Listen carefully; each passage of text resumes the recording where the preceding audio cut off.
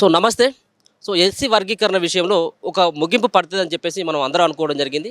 So 9% రిజర్వేషన్‌ని ముఖ్యంగా మాదిగ సామాజిక వర్గానికి ఇవ్వడం, మాల సామాజిక వర్గంలో ఉన్నటువంటి వాళ్ళకి 5% ఇవ్వడం, అంతేకాకుండా అంతకంటే తక్కువ కులాలు ఉన్నటువంటి వాళ్ళని మరో పక్కన 1% రిజర్వేషన్ ఇవ్వడం జరిగింది. సో దీని పట్ల అనేకమైనటువంటి లోపాలు ఉన్నాయంటూ మొన్న మందకృష్ణ మాదిగ గారు ముఖ్యంగా ముఖ్యమంత్రి రేవంత్ రెడ్డిని కలవడం జరిగింది. ఇదే నేపథ్యంలో ఒక నెల పాటు కూడా షమీమ్ అఖ్తర్ గారు ఎవరైతే ఏకసభ్య కమిషన్ను ఎస్సీ వర్గీకరణ విషయంలో నియమించిందో ఆయనను కలవండి, మిగతా సంబంధించినటువంటి ఏవైతే లోపాలు ఉన్నాయో వాటిని సవరించేటువంటి ప్రయత్నం చేస్తామని చెప్పేసి రాష్ట్ర ముఖ్యమంత్రి ఒక పక్కన షమీమ్ అఖ్తర్ గారికి కావచ్చు, మిగతా సంబంధించినటువంటి మాదిగ సామాజిక వర్గం నుంచి వెళ్ళినటువంటి వాళ్ళకి భరోసా ఇచ్చేటువంటి ప్రయత్నం చేయడం జరిగింది. సో ఈరోజు మాదిగ సామాజిక వర్గంతో పాటు మరొక పక్కన నేతగాని సామాజిక వర్గం నుంచి కూడా చాలామంది వ్యక్తులు వచ్చి ఈరోజు షమీమ్ అఖ్తర్ గారి ముంగట వాళ్ళకి సంబంధించినటువంటి ప్రాబ్లమ్స్ అన్ని కూడా నివృత్తి చేయాల్సినటువంటి బాధ్యత మీ మీద ఉంది, లోపాలను సవరించాల్సినటువంటి బాధ్యత కూడా మీ పైన ఉందంటూ షమీమ్ అఖ్తర్ గారికి వాళ్ళు విన్నవించుకోవడం జరిగింది. సో ఈరోజు ఏమని చెప్పడం జరిగింది, కాసేపటి క్రితమే మందకృష్ణ గారు మాట్లాడడం జరిగింది. సో మనతో పాటు నేతగాని సామాజిక వర్గం నుంచి ఉన్నటువంటి మాజీ ఎంపీ అలాగే సుప్రీంకోర్టు అడ్వకేట్ అయినటువంటి వెంకటేష్ నేత గారు ఉన్నారు. ఒకసారి మాట్లాడేటువంటి ప్రయత్నం చేద్దాం. సో ఒక పక్కన మాదిగ సామాజిక వర్గం నుంచి వాళ్ళకి రిజర్వేషన్లు సరిగ్గా రాలేదు అని చెప్పేసి వాళ్ళు డిమాండ్ చేస్తారు. సో నేతగాని సామాజిక వర్గం నుంచి మీరు ఈరోజు షమీమ్ అఖ్తర్ గారిని ఏమని విన్నవించుకోవడం జరిగింది? ఈరోజు ఏదైతే కాంగ్రెస్ ప్రభుత్వం కొన్ని రోజుల క్రితం ఎస్సీ వర్గీకరణకు సంబంధించినటువంటి నివేదికని ఆమోదించిందో ఈ నివేదికలో చాలా లోపాలు ఉన్నాయి. ఇది అశాస్త్రీయంగా జరిగింది, హేతుబద్ధంగా లేదు, సుప్రీంకోర్టు మార్గనిర్దేశాలకు విరుద్ధంగా ఉందని చెప్పేసి గౌరవ ముఖ్యమంత్రి గారికి, అదేవిధంగా ఉపసంఘం మంత్రివర్గ ఉపసంఘం చైర్మన్ ఉత్తమ్ కుమార్ రెడ్డికి గారికి కలవడం జరిగింది. ఆ తర్వాత ఈరోజు మందకృష్ణ గారి నాయకత్వంలో ఇతర కొంతమంది డోర్ నాయకులు, అదేవిధంగా మాలదాసరి నాయకులు, అదేవిధంగా హోలియా నాయకులు అందరూ కూడా మాతోటి కలిసికట్టుగా వచ్చి ఈ నివేదికలో 59 కులాలలో ఉన్నటువంటి ఉపకులాలైనటువంటి కొన్ని కులాలకు ఏ రకంగా అన్యాయం జరిగింది, ఏ రకంగా వాళ్ళ యొక్క బలహీనంగా ఉన్నటువంటి వాళ్ళ హక్కులు కోల్పోయారో ఈరోజు షమీమ్ అఖ్తర్ గారికి స్పష్టంగా మేము వివరించడం జరిగింది. ఈరోజు గౌరవ ఏకసభ్య కమిషన్ షమీమ్ అఖ్తర్ గారు మేము అపాయింట్మెంట్ అడగంగానే ఇచ్చి ఈ నివేదికలో జరిగినటువంటి లోపాలను స్పష్టంగా ఆలకించడం జరిగింది. దీంట్లో ముఖ్యంగా మొదటి లోపం గ్రూప్ 1, గ్రూప్ 2, గ్రూప్ 3 అని 3 భాగాలుగా విభజించి గ్రూప్ 1లో 1,71,000 పైచిలుకు జనాభాకి 1% రిజర్వేషన్ ఇచ్చి దీంట్లో 15 కులాలను పొందుపరచడం జరిగింది. నంబర్ 1. నంబర్ 2, గ్రూప్ 2లో 18 కులాలను చేర్చి 32 లక్షల పైచిలుకు జనాభాకి 9% రిజర్వేషన్ ఇవ్వడం జరిగింది. గ్రూప్ 3లో 26 కులాలతో 26 కులాలు ప్లస్ 17 లక్షల పైచిలుకు జనాభాకి 5% రిజర్వేషన్ ఇవ్వడం జరిగింది. దీంట్లో ఎందుకు అశాస్త్రీయంగా ఉంది, ఎందుకు హేతుబద్ధత లేదు అని మేము విజ్ఞప్తి చేస్తున్నాము అంటే, మొదటి గ్రూపులో 171,625కు 1% ప్రామాణికంగా తీసుకొని 1% ఇచ్చారు. రెండవ గ్రూపులో 3,63,819 జనాభా ప్రాతిపాదికన 1% ఇచ్చారు. ఈ లెక్క ప్రకారము అంటే ప్రతిపాదిక 1%కి. అదే గ్రూప్ 3లో 3,54,336 తీసుకున్నారు. అంటే గ్రూప్ 1 ఏమో బలహీనంగా ఉన్నటువంటి కులాలు, గ్రూప్ 3 ఏమో బలమైనటువంటి మెరుగైన ప్రయోజనం పొందినటువంటి కులాలు. మరి మధ్యలో ఉన్నటువంటి గ్రూప్ 2 ఏ రకంగా ఉండాలి? మధ్యస్థంగా ఉండాలి. కానీ మధ్యస్థంగా ఉంటే ఏంటి? 171,625కు 3,54,336కు జనాభా మధ్యలో ఉండాలి, మధ్యస్థంగా ఉండాలి. కానీ దానికి విరుద్ధంగా ఏం తీసుకున్నారు? 3,63,819 తీసుకున్నారు. మరి ఇది ఏ రకంగా హేతుబద్ధమైనదో చెప్పాల్సినటువంటి బాధ్యత ప్రభుత్వం మీద ఉంది. కాబట్టే మేము మొదటి నుండి అంటున్నాము దీంట్లో హేతుబద్ధత లేదు, అన్యాయం జరిగింది అని. అయితే ఈ లెక్క ప్రకారం మధ్యస్థంగా ఎంత తీసుకోవాలి అంటే 2,62,980 ప్రామాణికంగా తీసుకుంటే మాదిగల అంటే గ్రూప్ 2లో 9% రిజర్వేషన్కు బదులు అది 9%, 0.1 ఇంకో శాతం పెరిగి 10%, 11% వస్తుంది. కాబట్టి ఇది శాస్త్రీయ కోణంలో హేతుబద్ధంగా చేయాలి అనేటటువంటిది మేము షమీమ్ అఖ్తర్ గారి దృష్టికి తీసుకెళ్లడం జరిగింది. ఇప్పుడు మీరు మూడో గ్రూపులో ఉన్నారు. సో మూడో గ్రూపులో మీకే న్యాయం జరిగింది. ఇప్పుడు మందకృష్ణ గారు మాట్లాడేది మాలకు సంబంధించినటువంటి ఏదైతే గ్రూప్ ఉందో థర్డ్ గ్రూప్కి వాళ్ళకి 5% కేటాయించడం ఏంటి అని చెప్పేసి ఒక పక్కన ఆయన చెప్తా ఉన్నారు. మీరు అదే గ్రూపులో మూడో గ్రూపులోనే ఉన్నారు.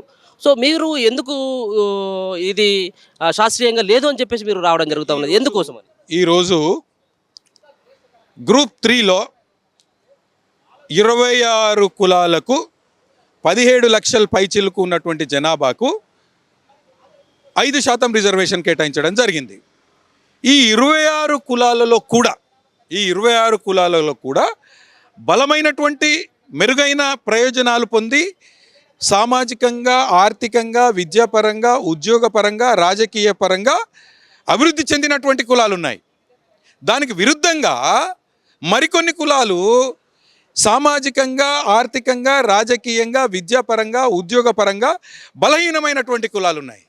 కాబట్టి ఏదైతే Shamim Akhtar commission group below ఉన్నటువంటి 4వ అతిపెద్ద జనాభా కలిగినటువంటి బుడగ జంగాల 1,11,000 ఉన్నటువంటి బుడగ జంగాలను గ్రూప్ 2లో నుండి తీసుకెళ్ళి గ్రూప్ 1లో వేసి దీనికి మరికొన్ని కులాలను కలిపి 1% రిజర్వేషన్ ఇవ్వడం జరిగింది.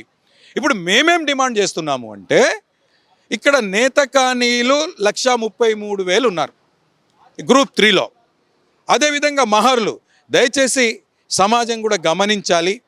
సంస్కృతి, భాష, సాంప్రదాయాలు, విధి విధానాల ప్రకారం మహర్లు, నేతకానీలు ఒక్కటే.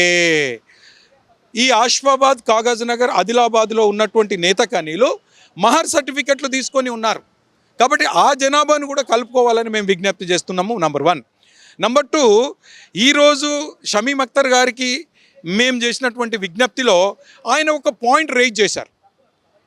ఈ సీరియల్ నంబర్ ఉన్నటువంటి 40లో, నేతకాని సీరియల్ నంబర్లు ఉన్నటువంటి 40లో మాలసాలే నేతకాని అని ఉంది. ఈ తెలంగాణ రాష్ట్రంలో 1,33,072 సర్టిఫికెట్లు నేతకాని సర్టిఫికెట్లతోనే ఉంటాయి తప్ప ఏ ఒక్కరు కూడా మాలసాలే నేతకానీలు ఏ ఒక్కరు కూడా మాలసాలే సర్టిఫికేట్తో లేరు. దీనికి సంబంధించినటువంటి వివరణ ఇచ్చాం. ఎందుకంటే షమీమ్ అఖ్తర్ గారు ఏమనుకుంటున్నారు, మాలసాలే వాళ్ళు ఉన్నారు, ఈ 1,33,000లో నేతకాని వాళ్ళు కూడా ఉన్నారు కాబట్టి మేము గ్రూప్ 3లో వేశాము అనేటటువంటిది పరోక్షంగా వారి మాటల్లో మాకు అర్థమయ్యింది. కాబట్టి వారికి స్పష్టంగా చెప్పాం, సార్ ఈ 1,33,072లో ఏ ఒక్కరు కూడా మాలసాలే సర్టిఫికెట్తో లేరు, మాలసాలేలు లేరు. 1,33,072 మంది నేతకానీలు మాత్రమే అని దాంతో పాటు ఇది చెప్పడంతో పాటు 31,000 పైచిలకు మహర్లు ఉన్నారు. మహర్లు కాగజ్ నగర్, ఊట్నూర్, ఈ ఆసిఫాబాదు ప్రాంతాలలో నేతకాని వాళ్ళు 70 నుండి 80% నేతకాని వాళ్ళు మహర్ సర్టిఫికెట్లు తీసుకున్నారు. కాబట్టి ఈ మహర్లని, నేతకానీలకు మహర్లను కలుపుకుంటే 1,65,000 అవుతుంది. ఇంకా కొన్ని హోలియదాసరి, మాలదాసరి, మితుల అయ్యల్వార్ అనేటటువంటి కొన్ని బలహీనమైనటువంటి కులాలను నేతకాని కులానికి చేర్చి బుడగజింగాలకు ప్రత్యేకంగా గ్రూప్ 1 ఏ రకంగా వేశారో మాకు గ్రూప్ 3లో ఉంచి ఈ 26 కులాలలో గ్రూప్ 3లో ఉన్నటువంటి 26 కులాలలో మెరుగైన ప్రయోజనం పొందినటువంటి మాల ఇతర కులాలకు ఒక గ్రూప్ డి కానీ గ్రూప్ 4 కానీ ఏర్పాటు చేసినట్లయితే అందరికీ న్యాయం జరుగుతుందని చెప్పేసి మేము విజ్ఞప్తి చేయడం జరిగింది.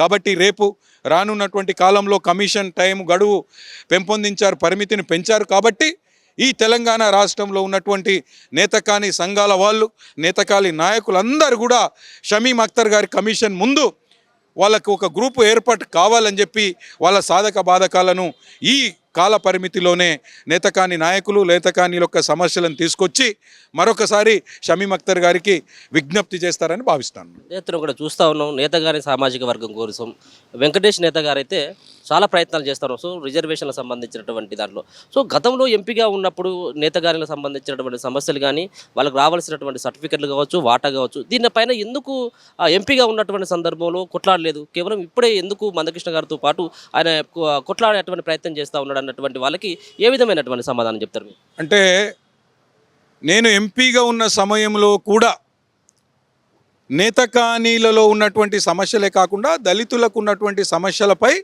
నేను ఒక అధికారంలో ఉన్నటువంటి పార్టీలో ఒక ఎంపీగా కొన్ని సమస్యలపై నేను మాట్లాడాను. ఆ సమస్యలకు సంబంధించినటువంటి పరిష్కారాన్ని కూడా చూపెట్టాను. నేట్ కానీ నేతాని అనే సర్టిఫికెట్ వచ్చినప్పుడు ఢిల్లీకి వెళ్ళినటువంటి బృందంలో నేనున్నాను. ఒక అధికారిగా కూడా నేతకానికి సంబంధించినటువంటి సమస్యలపై కాకుండా నేతకానీల సమస్యలతో పాటు ఒక అంబేద్కర్ ఐడియాలజీ ఉన్నటువంటి నేతకాని బిడ్డగా, ఒక మాజీ గ్రూప్ 1 అధికారిగా, ఒక సుప్రీంకోర్టు న్యాయవాదిగా నేను పలు సందర్భాలలో దళితులకు సంబంధించినటువంటి సమస్యలపై గొంతు విప్పడం జరిగింది. కాబట్టి ఈరోజు వర్గీకరణపై మీడియా దృష్టి అంతా వర్గీకరణపై ఉంది కాబట్టి మీడియాలో ఎక్కువ కనబడుతున్నాను తప్ప ఆ రోజు నేను స్పందించలేదు, ఈ రోజు నేను స్పందిస్తున్నాను అనేటటువంటి దాంట్లో వాస్తవం లేదు.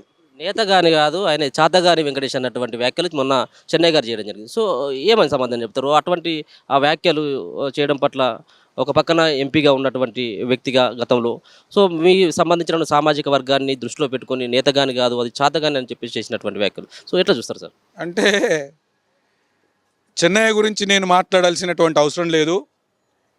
ఇక ఆయన గురించి చెప్తే సమాజం నవ్వుకుంటుంది. నా గురించి మాట్లాడేటటువంటి అర్హత కానీ స్థాయి కానీ అయినది కాదు. ఖర్చుల కోసం 20,000, 10,000, 30,000 అడుక్కున్నటువంటి చెన్నయ్య కూడా నా గురించి మాట్లాడడం అనేటటువంటిది సిగ్గుచేటు. నేను అది చెప్పకూడదు. ఆయన ఒక జోకరు. గా చెన్నయ్య గురించి నేను మాట్లాడితే తమ్ముడు ఏమన్నా ఉంటుందా? దయచేసి వద్దు. పాపం చిన్న జీవి ఆయనది, చిన్న జీవితం. ఈ చెన్నయ్య అనేటటువంటి వ్యక్తికి వెనకాల ఉన్నటువంటి మాల నాయకులు, మాల రాజకీయ నాయకులు ఆయనను ఏ రకంగా వాడుకుంటున్నారో, ఆయనను ఏ రకంగా మానసికంగా బాధ పెడుతున్నారో, ఆయన ప్రస్తుత పరిస్థితి, గతంలో ఉన్నటువంటి పరిస్థితి ఏంటో చెన్నయ్యకి తెలుసు, నాకు తెలుసు. పాపం వయసులో పెద్దవాడు, నేను గౌరవిస్తాను. నాకు అన్నలాంటివాడు. నా దగ్గరికి చాలా సందర్భాల్లో ఢిల్లీకి వచ్చి నన్ను కలిసి ఆయన సాధక బాధకాలు చెప్పుకున్నటువంటి సందర్భాలు ఉన్నాయి. హైదరాబాదులో కూడా నన్ను కలిసి ఆయన సాధక బాధకాలు చెప్పుకున్నటువంటి సందర్భం ఉంది. పాపం పెద్ద ఆయనను మనం గౌరవించుకోవాలి. ఆయన మాలల చేతిలో, మాల రాజకీయ నాయకుల చేతిలో ఏ రకంగా బలిపశువు అయ్యాడో ఆయన అంతరాత్మకు తెలుసు. కాబట్టి పెద్ద మనిషిని మనం ఏమనొద్దు, మనం గౌరవించుకుందాం.